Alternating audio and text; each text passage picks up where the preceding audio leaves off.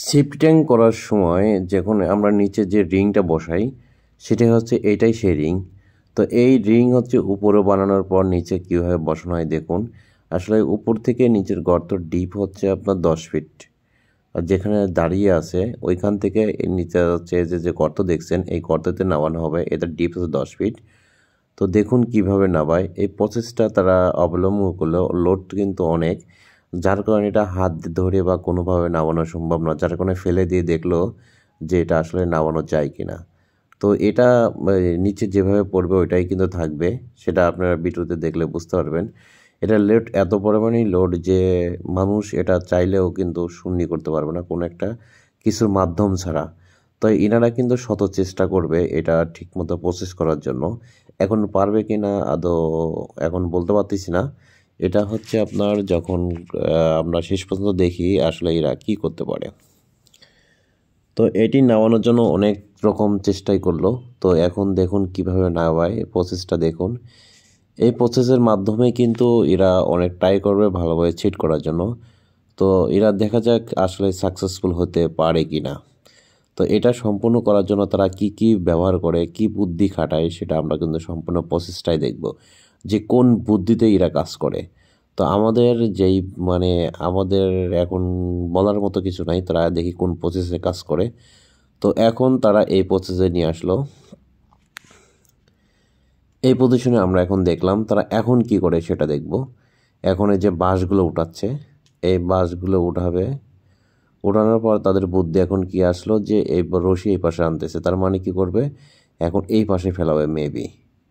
এখন এই পাশে যে ওই পাশ থেকে ইসে করতেছে, উঁচা করতেছে, দেখা যাক এই পাশে ফেলাই কি করে সেটাই দেখা যাবে।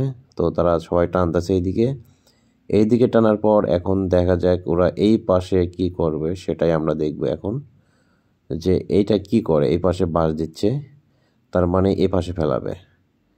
এই পাশে ফেলায় কি করবে, আমার প্রশ্ন এটাই, যে এই পাশে ফেলায় কি করে সেটাই দেখবে। এখানে বাঁশ দিচ্ছে, দেখা যাক এখন কি করে।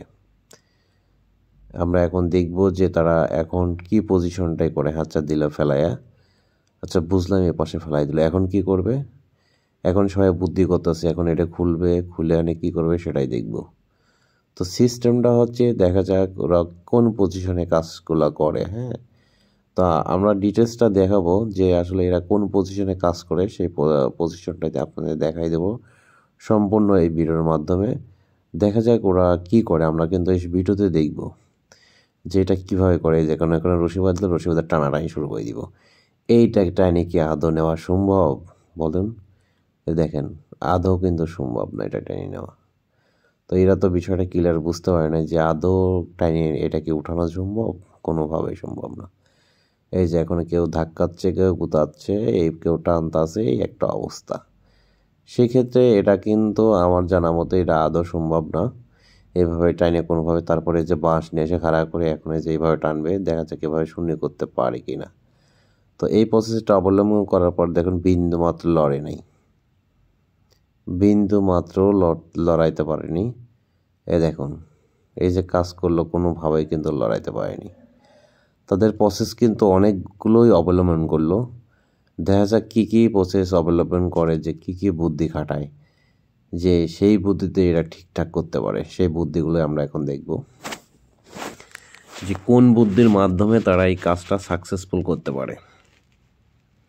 তো সেই বুদ্ধির অপেক্ষায় আমরা আছি, দেখা যাক কোন বুদ্ধি কাজে লাগে শেষ পর্যন্ত। যে সবাই ঝুলতাছে, ঝুলে কোনোদিন কাম হয় না, সেটা তারা বুঝতে পারছে যে হবে না।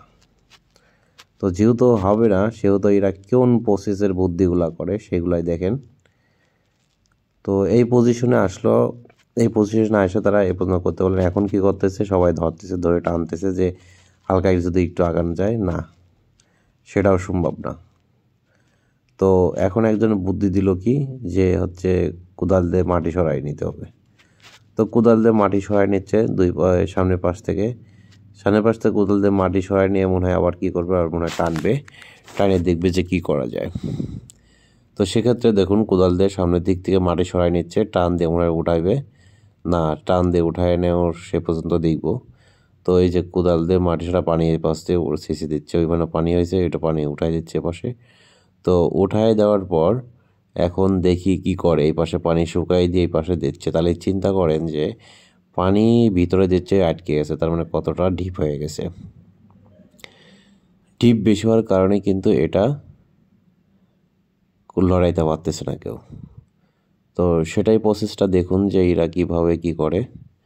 সেই প্রসেসের মাধ্যমে আমরা সামনের দিকে আগাবো, দেখা যাক এরা কী কাজটা করে। আমরা সেই সিস্টেমটাই দেখার জন্য আমরা ওয়েট করতেছি। তো দেখা যাক, মাটি কাটতেছে, সামনের দিকে মাটি কাটে ক্লিয়ার করতেছে। তো ইনি আবার কী করতেছে, মাটিটাই পানিটুকু মাঝখান থেকে উঠাই দেওয়ার জন্য মোটর চালু করে দিল, যে মাঝখান থেকে পানি উঠাই দেখ। তো সেই জন্যই ইনি দেখতেছে যে আসলে কি করা যায়, সে প্রসেসটাই করার জন্য এই কাজগুলো অবলম্বন করতেছে।